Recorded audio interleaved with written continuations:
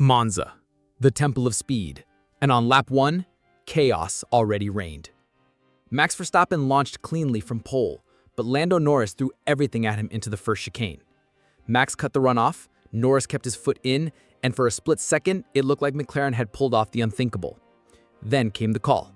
Verstappen must give the place back. It was a rare sight.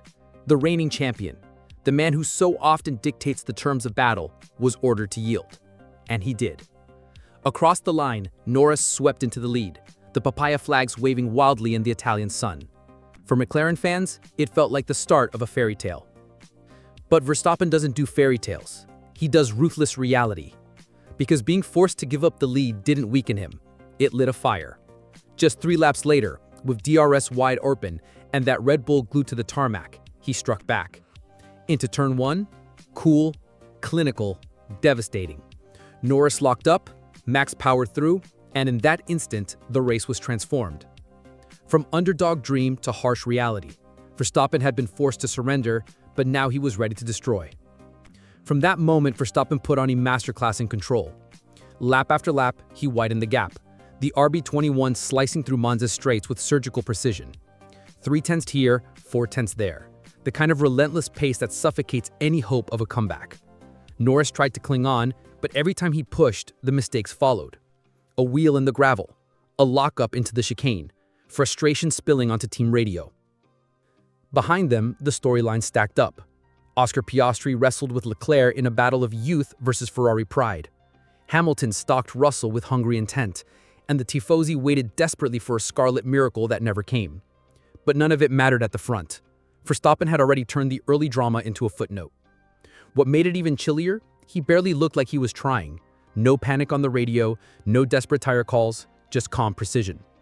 Red Bull, once doubted after recent dips, suddenly looked like the powerhouse of old. Untouchable, inevitable. Norris had his moment in the sun. Verstappen was already writing the ending. By mid-race, the gap told the whole story. Verstappen wasn't just leading, he was gone. Norris, once the hunter, was now simply surviving, trying to keep his teammate Piastri and the charging pack at bay.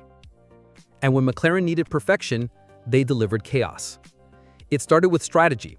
Piastri was brought in first for fresh tires, leaving Norris exposed. Moments later, disaster struck. A botched 5.9 second stop for Lando. A stubborn wheel gun. Precious seconds evaporated. When Norris finally rejoined, the unthinkable had happened. Piastri was ahead. For a few laps, the McLaren barrage froze. Their 2 young lions, both desperate to prove themselves, suddenly swapped positions not by skill, but by mistake. And Piastri? He made his feelings clear on the radio. A slow stop is part of racing. It wasn't just a message, it was a challenge. But McLaren weren't ready for that fight. The call came. Oscar let Lando through. Team orders. Harmony over honesty. Piastri obeyed. Eventually. But the damage was done. The unity cracked. And while McLaren fought themselves, Verstappen was already 18 seconds up the road, a champion untouched by the chaos. Monza was supposed to be Ferrari's sanctuary, their cathedral of speed. But while Verstappen soared and McLaren imploded, the Scuderia wilted in front of their own faithful. Charles Leclerc fought bravely, but he never had the pace to trouble the leaders. Russell hassled him, Hamilton closed in, and the Tifosi waited desperately for a scarlet miracle that never came. It was a cruel contrast.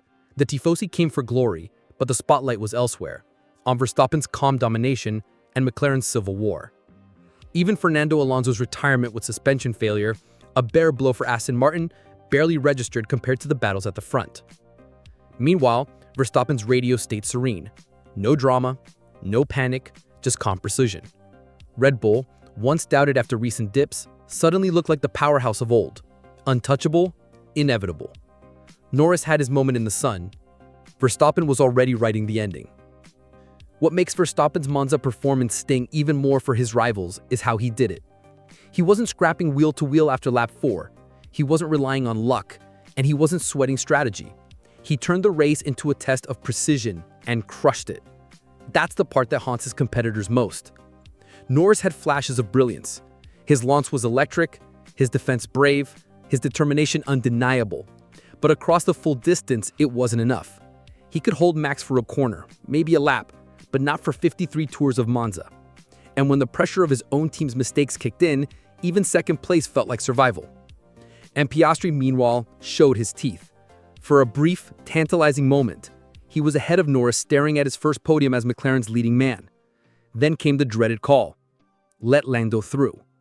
He lifted, he complied, but his words on the radio, that slow stops are part of racing, rang louder than the roar of the crowd. In that single exchange, McLaren's future became a question mark. Who they really back, who they really trust. And did Verstappen's dominance just expose more than one rival team? And that's the heart of it. Verstappen didn't just win at Monza, he revealed the cracks in everyone else. Red Bull looked bulletproof, flawless pit stops, perfect tire choices, and a driver who turns pressure into fuel. They didn't waste energy on politics or what-ifs, they executed. McLaren, by contrast, looked divided. In the span of a few laps, their perfect strategy unraveled. They fumbled Norris's stop, put Piastri in front by mistake, and then scrambled to restore order with team instructions. It might have saved them from an internal explosion, but the message was clear. Red Bull is united around Max. McLaren is still figuring out who they belong to. And Ferrari? They were nowhere. Leclerc's pace disappeared, Sainz stumbled into mistakes and penalties, and the Tifosi watched their home heroes drift into the shadows while Verstappen disappeared into the distance. That's what makes Monza 2024 so defining. Forced to surrender the lead on lap 2, Verstappen answered with the kind of performance that crushes not just opponents' hopes, but their identities. He didn't just destroy Norris, he destroyed the illusion of a fair fight. He didn't just destroy Norris, he destroyed the illusion of a fair fight. And by the closing laps, the outcome was beyond doubt. Verstappen wasn't just ahead, he was untouchable, 18 seconds clear and cruising. The cameras cut to him less and less, because the story was already written. Instead, they focus on the chaos behind. Norris clinging to second, Piastri simmering in third, Ferrari fading, Mercedes fighting scraps. But the contrast was stark. For McLaren, the final laps were about damage control, how to protect positions, how to avoid a public implosion. For Verstappen, it was about style. Every lap his pace looked effortless. No lockups, no gravel moments, no frantic radio chatter. Just the rhythm of a champ turning the temple of speed into a stage. And as the checkered flag fell, one thought was impossible to ignore. The FIA may have forced him to give up the lead, but nobody on earth could stop him from taking it back. The checkered flag fell and the headline wrote itself. Verstappen was forced to give up the lead, and then he absolutely destroyed Norris. What began as a dream for McLaren turned into a brutal reminder of who still rules Formula One. Verstappen didn't just win, he dismantled the narrative that Red Bull were vulnerable, leaving rivals scrambling to explain how they'll ever catch him. For Norris, second place was bittersweet. He fought hard, but in the end, he looked like a passenger in Verstappen's show. For Piastri, third came with the sting. His radio message about slow pit stops hinted at the fire burning beneath his calm exterior.